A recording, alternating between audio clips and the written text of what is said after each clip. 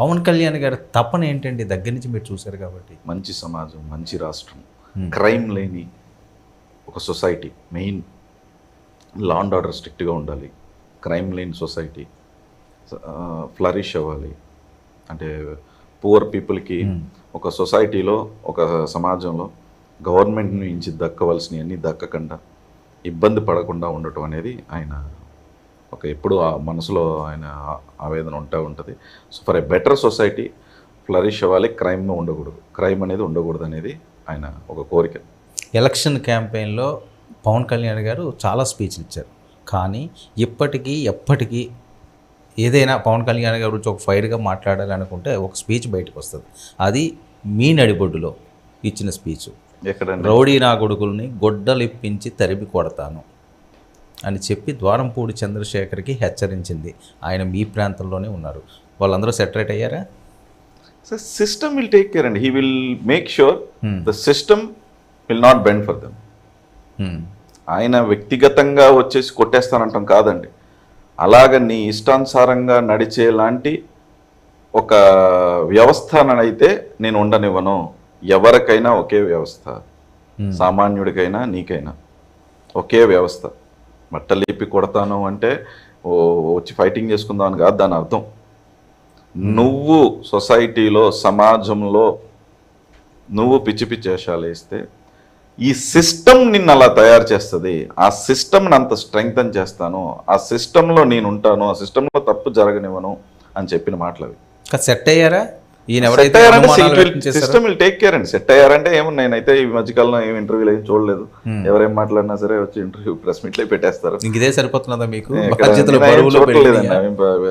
I'm not interested in what those people are saying and telling and commenting. నేను చూడలేదు కూడా. నేను actually Kakinada పార్లమెంట్కి ఏ విధంగా ఇంకా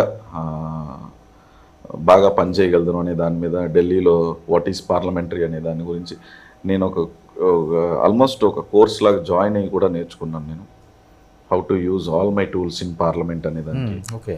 so I learned and I keep speaking to so many people how I can get more funds to Kakinada, how Kakinada parliament can be developed when compared to all other parliaments in the state or maybe in the country అనే టైప్లో ఆలోచిస్తూ, అలాగే ఈ ఇక్కడికి వచ్చే ప్రజా సమస్యలను immediately solve చేయగలిగిన అన్ని స్పాట్లోనే అండ్ అలాగే చేయటం. అలాగే గ్రామ సభ జరుగుతున్నా సరే చెప్పటం, ఎవరికి కూడా మీ గ్రామ సభలో పెట్టండి, లంచం ఇస్తే ఆగిపోద్ది. ఇంతకుముందు లంచం ఇవ్వకపోతే ఆగిపోద్ది, లంచం ఇస్తే ఆగిపోద్ది అనే విధంగానే ప్రజల్ని ఎడ్యుకేట్ చేశారు.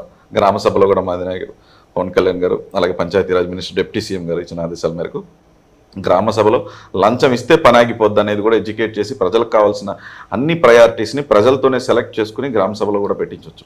ఎన్నో సంవత్సరాల నుంచి జరుగుతున్న ప్రక్రియ ఇంత షార్ట్ టర్మ్లో ఇలాంటి డిసిషన్లు, ఇది చేస్తే ఇది ఆగిపోద్ది అన్నది వర్కౌట్ అవుతుందా?